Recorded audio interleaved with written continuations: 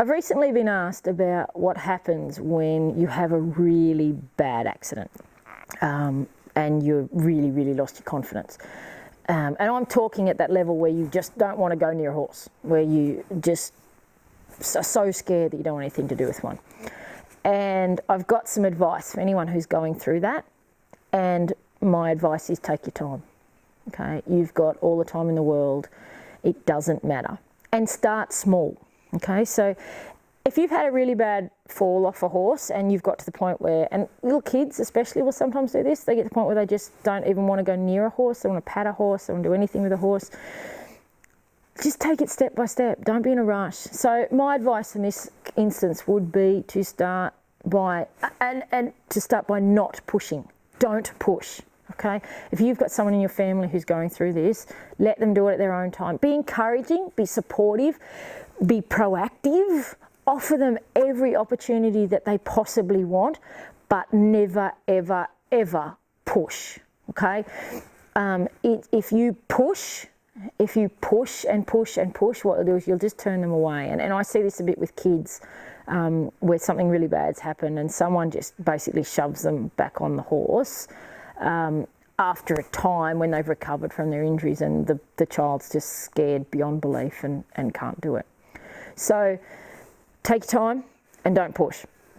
So the first thing is, let's say, you might just have the horse around, okay? You might just have the horse around. It might be that one day it's just there. They don't have to be going up to it or do anything with it, but get them familiar with the idea of horses. Get them familiar, remind them of why it was that they fell in love with the horses in the first place.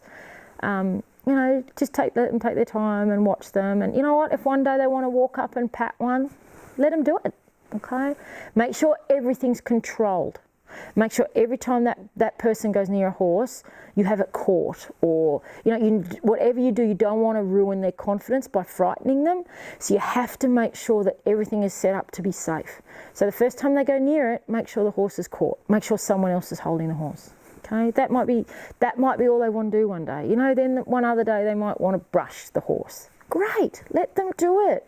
Let them take as long as they want. Again, make sure the horse is tied up, make sure everything's safe, make sure everything's supervised.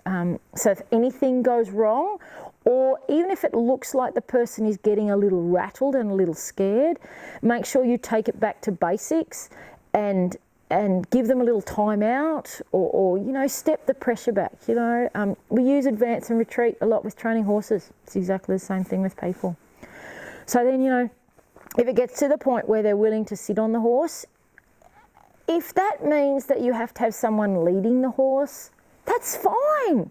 It doesn't matter what level they were riding at before. If that's what they're comfortable at now, go with it. Make the most of it. Be positive about it. Be encouraging about it.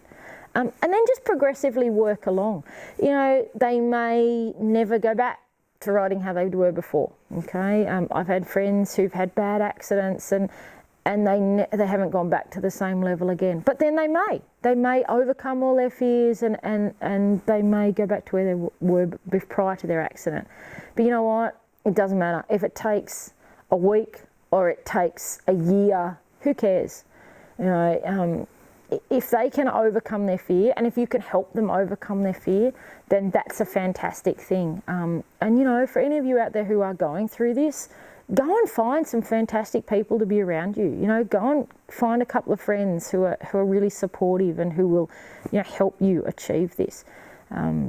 For me personally, if I'm really scared of something, I do want to front it a little bit. I want to face it. So, that's just me. Maybe for some people, they're quite happy to walk away, and that's fine too. There's nothing wrong with that. But, if ever anyone wants to overcome their fear after an accident, just take your time. Just take it step by step and do little bits, and make sure that they're happy and make sure that they are enjoying the process the whole way through.